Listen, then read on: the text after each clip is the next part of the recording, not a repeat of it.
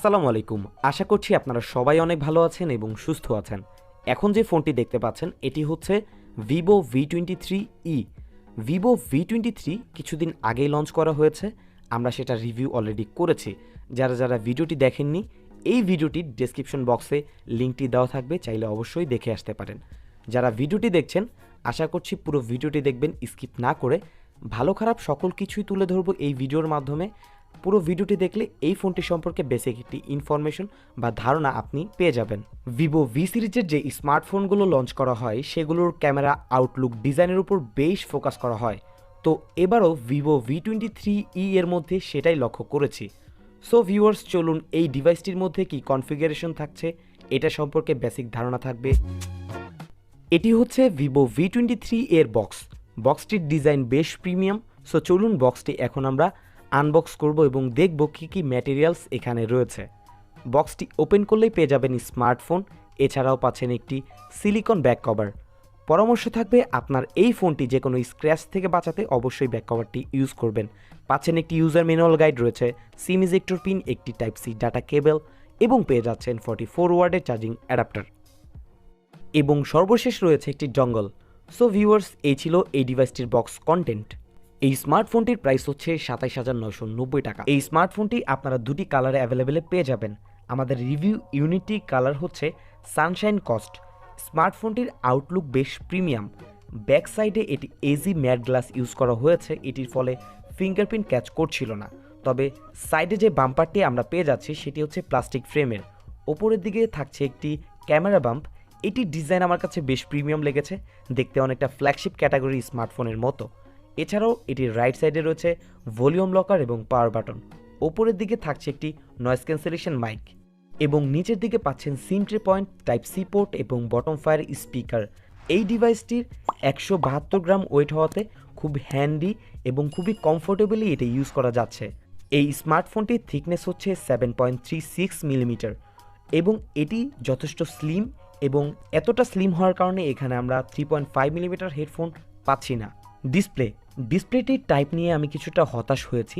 2022 সালে এসে এমন একটি প্রাইসে ইউনচের ডিসপ্লে এটা আমাকে কিছুটা হতাশ করেছে। তবে অন্য সকল দিকগুলো কিছুটা ঠিক ছিল। এখানে ইউজ করা হয়েছে 60 হার্জের 6.44 ইঞ্চির একটি অ্যামোলেড FHD+ ডিসপ্লে। রেজুলেশন পেয়ে যাবেন 1080x2400 পিক্সেলস। পিপিআই ডেন্সিটি থাকবে 409। এই প্রাইস অনুযায়ী 90 হার্জ বা 120 হার্জ হলে আরও ভালো হতো। তবে এটার মিডিয়া কন্টেন্ট ওয়াচিং এক্সপিরিয়েন্স ভালো, যেহেতু এটি একটি অ্যামোলেড প্যানেলের ডিসপ্লে। সো এটার ডিসপ্লে পারফরমেন্স নিয়ে কোনো প্রকার কমপ্লেন করার সুযোগ থাকবে না। তবে এটার যে চিন এবং বেজেল এরিয়া সেটা আরও কিছুটা ন্যারো হলে দেখতে আরও বেশ প্রিমিয়াম লাগতো। এই অ্যামোলেড ডিসপ্লেতে থাকছে ইন ডিসপ্লে ফিঙ্গারপ্রিন্ট এবং এটা যথেষ্ট ফাস্ট এবং অ্যাকুরেট ছিল, কোনো প্রকার মিসটাচ এখানে লক্ষ্য করিনি। সো চলুন এখন আমরা এই স্মার্টফোনটির সাউন্ড কোয়ালিটি একটু টেস্ট করে দেখব।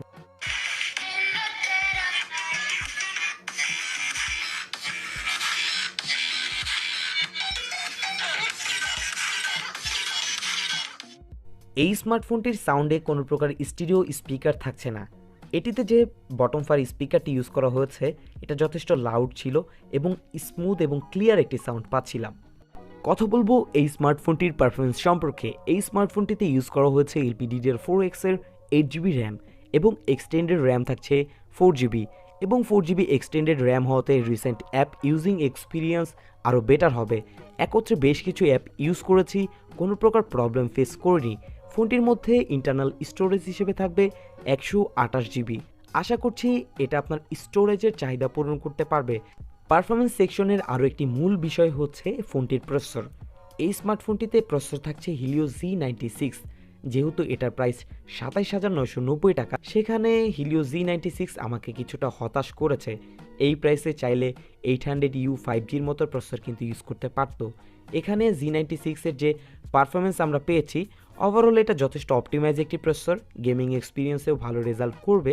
যারা কম্পিটিটিভ খেলেন তাদের জন্য কিছুটা হতাশজনক, তবে যারা মোটামুটি ভালোই গেম খেলেন তারা অনায়াসে এটা দিয়ে আপনার ইউজিং এক্সপিরিয়েন্স ভালো পাবেন।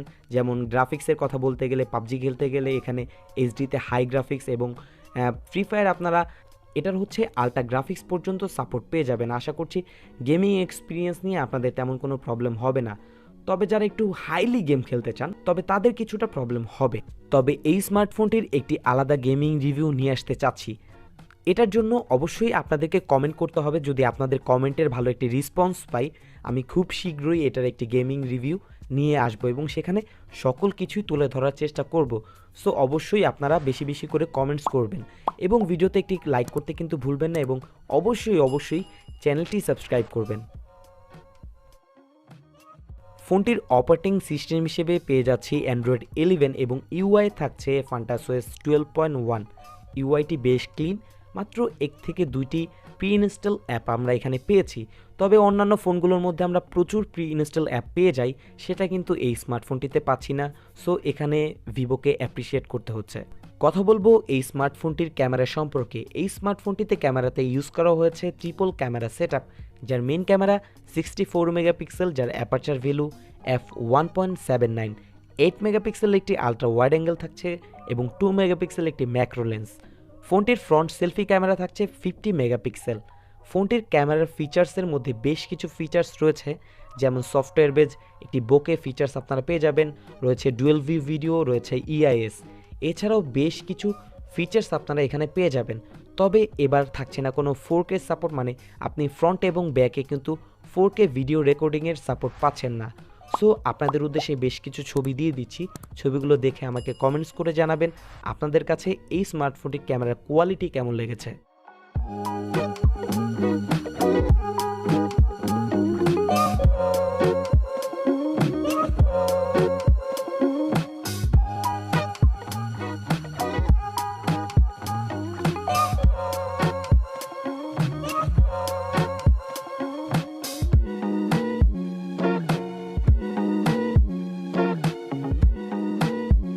এই স্মার্টফোনটিতে ইউজ করা হয়েছে 4050 mAh ব্যাটারি। আশা করছি নর্মাল ইউজার যারা রয়েছেন তাদের একদিন পর্যন্ত ব্যাকআপ দিতে সক্ষম হবে এই স্মার্টফোনটি। তবে যারা গেমার রয়েছেন তাদের দিনে 2 বার পর্যন্ত চার্জ দেওয়ার প্রয়োজন হতে পারে। এছাড়াও যেহেতু ফোনটিতে 44 ওয়াটের ফ্লাশ চার্জার ইউজ করা হয়েছে, সেখান থেকে কিন্তু আপনি 30 মিনিটে 69% পর্যন্ত চার্জ দিতে পারবেন এবং এটা কিন্তু যথেষ্ট ফাস্ট চার্জ হয়। সো এই ফাস্ট চার্জিংয়ের ফ্যাসিলিটিস কিন্তু এই ফোনটির মধ্যে থাকছে। ওভারঅল এই স্মার্টফোনটি যে প্রাইসে লঞ্চ করা হয়েছে সেই প্রাইস অনুযায়ী এটার যে স্পেসিফিকেশন সেটা আরও কিছুটা বেটার হতে পারত, তবে বেশ কিছু ভালো দিকও রয়েছে। প্রথমেই আমরা দেখব যে এটা কি দিক আমাদেরকে ডিসঅ্যাপয়েন্টেড করেছে। যেমন এটার ডিসপ্লে, বর্তমানে 2022 সালে এসে ইউনচের ডিসপ্লে আমাকে কিছুটা হতাশ করেছে এবং আপনাদের কেমন লেগেছে অবশ্যই কমেন্টস করে জানাবেন। এই স্মার্টফোনটিতে থাকছে না কোনো স্টিরিও স্পিকার এবং এবার ভিডিও রেকর্ডিংয়ে কোনো 4K সাপোর্ট পাচ্ছি না এবং প্রসেসরটাও কিছুটা ডাউনগ্রেডেড লেগেছে প্রাইস অনুযায়ী। তবে G96 যথেষ্ট অপটিমাইজ প্রসেসর।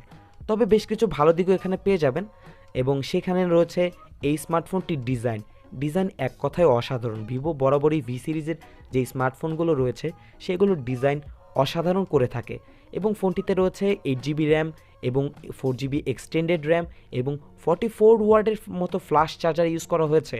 সো আশা করছি এটার ওভারঅল যে পারফরমেন্স সেটা মোটামুটি ঠিক আছে। তবে আপনাদের কাছে কেমন লেগেছে আপনারা চাইলে আমাকে কমেন্টস করে জানাতে পারেন। সো আশা করছি যারা ভিডিওটি দেখেছেন পুরো ফোনটি সম্পর্কে ভালো একটি বেসিক ধারণা জেনে ফেলেছেন। যদি ভিডিওটি ভালো লাগে ভিডিওতে লাইক করতে ভুলবেন না, চ্যানেলটি সাবস্ক্রাইব করতে ভুলবেন না।